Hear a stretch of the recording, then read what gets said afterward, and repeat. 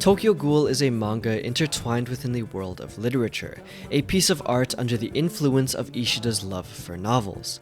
The main character Ken Kaneki is a book fanatic, and it is often through his perspective that Ishida gets to freely express his vast knowledge of writing.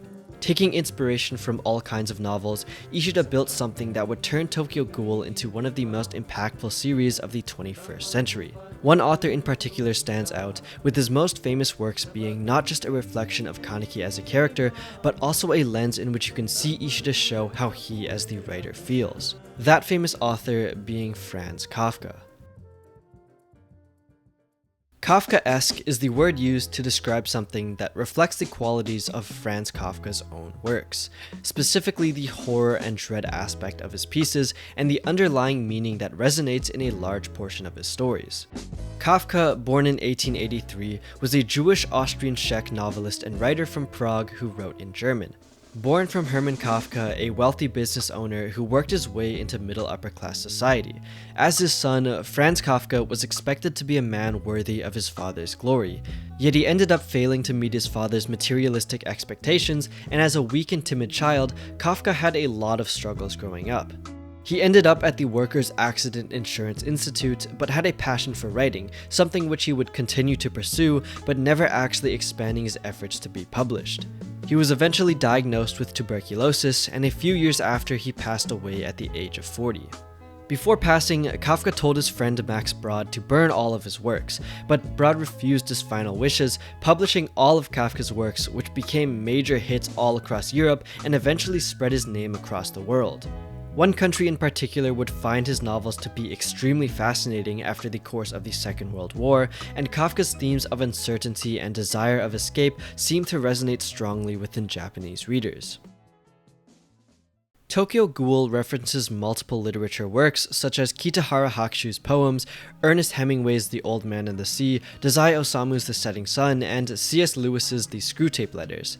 But Kafka, and specifically the Metamorphosis, seems to be the work that Ishida gives the most weight to within Tokyo Ghoul, especially due to Kafka's influence within Japan. For Japan, which was struggling with the after effects of the world's first atomic bomb, Kafka's themes of alienation, absurdity, identity loss, and the failure of modern systems were extremely relevant to many citizens. Murakami Haruki, a Japanese writer, has a book called Kafka on the Shore. The author of Bungo Stray Dogs' pen name is Asagiri Kafka, and there's a couple manga adaptations of the Metamorphosis and other Franz Kafka works. For Japanese society trying to adapt to their new life, Kafka's stories resonated with the readers, making Kafka a cornerstone of 20th century literature.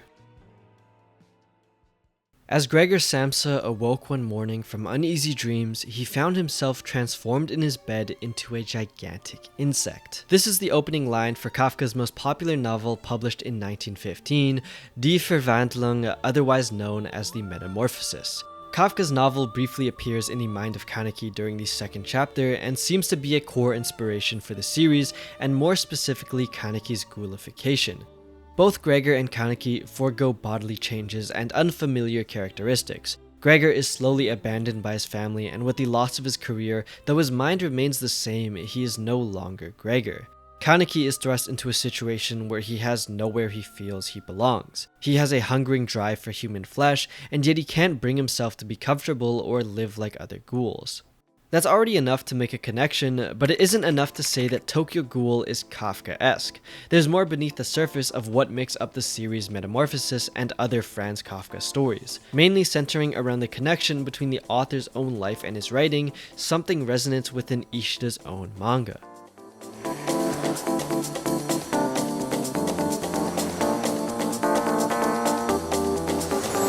What fascinates me isn't just the mere relationship Ishida's works have with Kafka's writing, but the similar relationship between Ishida and Kafka that spans close to a century apart.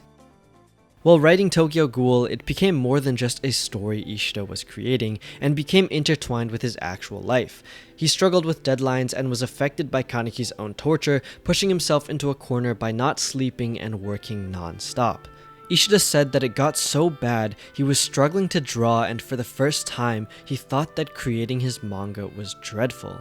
Before, he stated that Kaneki is a sort of self-insert character for himself. Within a large portion of the series, Kaneki is seen to take on his mother's struggles and ideals, to suffer in place of those who get hurt instead of hurting others.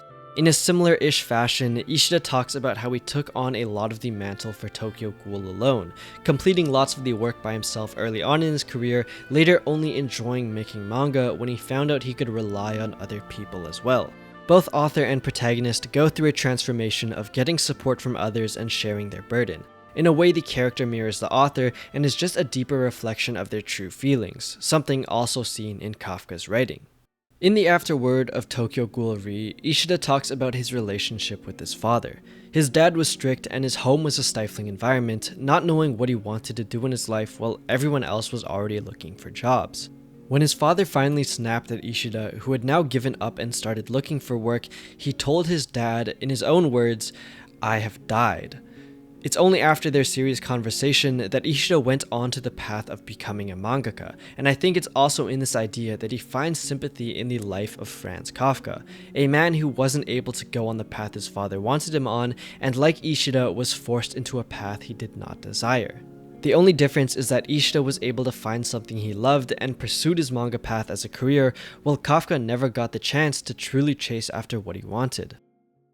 One of the perspectives on Kafkaesque works is the overly complicated bureaucratic perspective on life, an idea brought forward from Kafka's own time in the Workers' Accident Insurance Institute and his burnout as a result of it.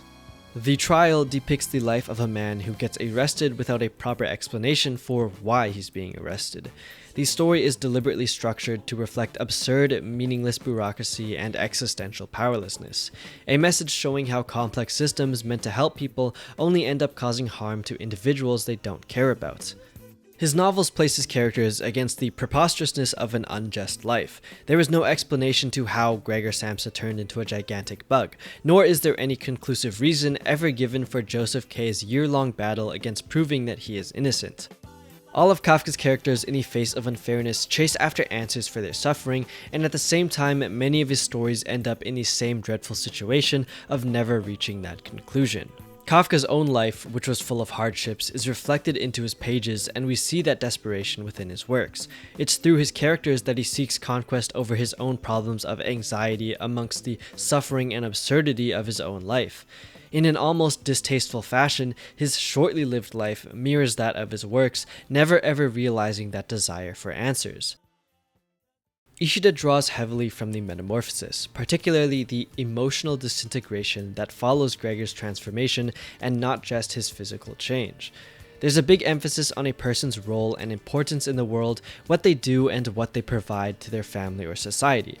Gregor is the breadwinner of his family and works extremely hard to make the lives of his parents and sister comfortable. With his parents no longer working, Gregor supported the entire household, covering expenses and even saving for his sister's music school. When he first transforms, his first instinct is how he's going to miss the train to work and won't be able to make sales. Because who he is, what he's defined as in that role is to provide for his family, and as a result, that ends up being the only thing that ties him down as a person. What actually ends Gregor's struggle isn't a climactic attack of abuse from his father or a chasing out into the wild by his family, rather the statement from his sister referring to the insect and not the Gregor who he should have been. In Tokyo Ghoul, it's not just his place as a person that Kaneki fails to grasp, but also the deeply rooted trauma that takes form in his personality change. Kaneki's relationship with his mother is a large reason for everything that results in his drastic attitude change after the torturing. When he was a child, his mom emphasized the importance of being kind, to be somebody who knows pain instead of somebody who hurts. The prioritization of others above oneself, a defense mechanism birthed from not wanting to be alone, which only leads to one's own destruction. Kaneki's mother taught him to always be kind, to suffer quietly and put others before himself. She worked herself to death for people who didn't care about her as a result of her fear of being abandoned. That ideal passed down to Kaneki becomes the seed of his own self-destruction. By imposing too great a responsibility, or rather all responsibility on yourself, you crush yourself. That's a quote said by, of course, Franz Kafka, which applies to Kaneki's own situation. His gulification didn't create the burden of his harrowed personality, it's just that the path he goes through reveals it. Just like Gregor, he was already crushed by guilt, by expectation, and by a need to be somebody he's not. Kafka's works are resemblant of an absurdist take on the world's perspective, and the outright unfairness people have to face in completely illogical situations. In the struggling situation that Gregor's in, he desperately seeks for a solution only to find none.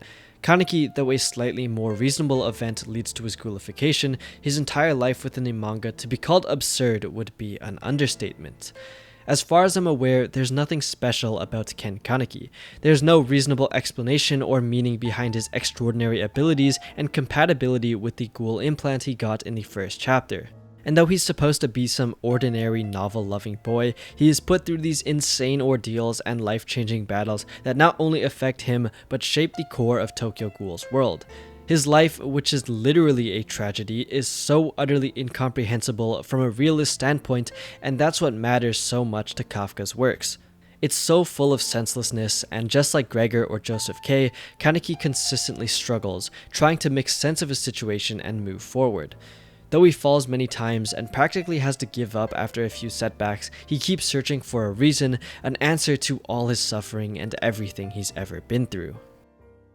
In chapter 176, on the 6th page of the manga's 4th last chapter, Kaneki tells the antagonist Furuta that the world isn't wrong, it just is.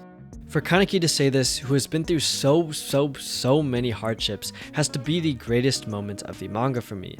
That despite whatever he's faced, knowing that he has been put through the most unfortunate trials ever for no real apparent reason, yet still accepts it and moves on for those he cares about, actually fucking means something to me. Kafka's works, which detail the world as completely incomprehensible and humanity's struggle to yearn for an answer on it, get pulled apart by Kaneki in his own belief of accepting it. Accepting that the world, which has forced him through so much hardship, isn't bad. It's not wrong for what it's done, it just simply is what it is, and trying to force your own ideals, push your own morals onto it will only drive you mad. Something that Kafka wasn't able to achieve, maybe because the situation was so dire, his life was so short-lived, and the people which he didn't have to support himself like Kaneki did. Kaneki still falls under an absurdist perspective, but he represents the other side that accepts the world for what it is and keeps moving on in spite of that fact, whereas the manga's antagonist Furuta Nimura, in face of the unfairness of the world, decides to take it all for himself.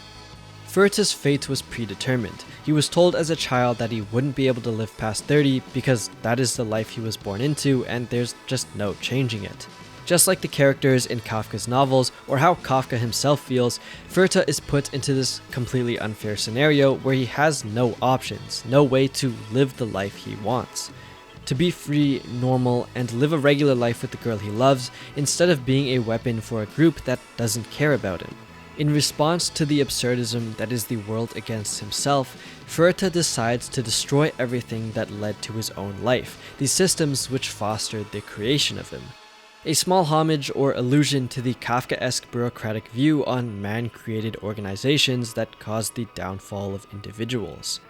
In the limited time that Furuta has, unable to embrace his own life experiences, he rejects it all and seeks out to destroy everything, to battle against the absurdity of his own life and ruin what created his own lack of purpose. Furuta may sound like Kaneki, they both understand the world has no inherent purpose, but where Kaneki finds peace in that realization, Furuta only finds resentment. His beliefs align more closely with Kafka's bleakest vision, the man who searches for meaning and finds nothing. The way he acts and the way he talks, like there is no value to anything, is comical and utterly heartbreaking, knowing that he just doesn't care. Kafka, who never got to see his own work published and be widely acclaimed, is similar to Furuta, who ultimately achieved his goal of ruining what he hated, yet never got to do what he truly wished for. In a way, Kaneki and Furuta feel like more than just rivals. They feel like Ishida's response to Kafka, two paths split from the same agony. One becomes Kafka's despair, while the other becomes something Kafka never reached. Though it's obviously not clear whether Ishida meant to base his entire manga on this idea of an author from over a century ago, a lot of his influences can be seen in the world of Tokyo Ghoul, and no matter what you argue, there's still reason for discussion of the Kafkaesque horror within Sui Ishida's work.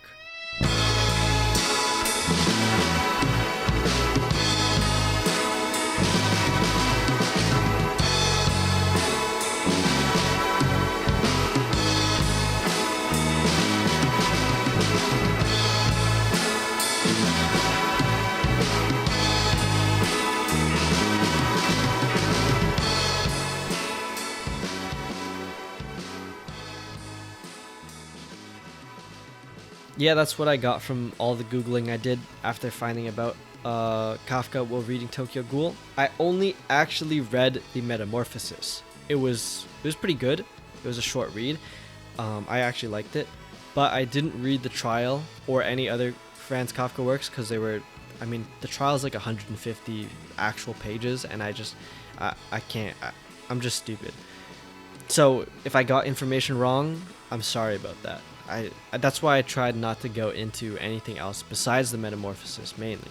But yeah, Tokyo Ghoul has been one of my favorite manga experiences, period. There's a lot more references and allusions that I briefly mentioned, but they're like books that I don't read.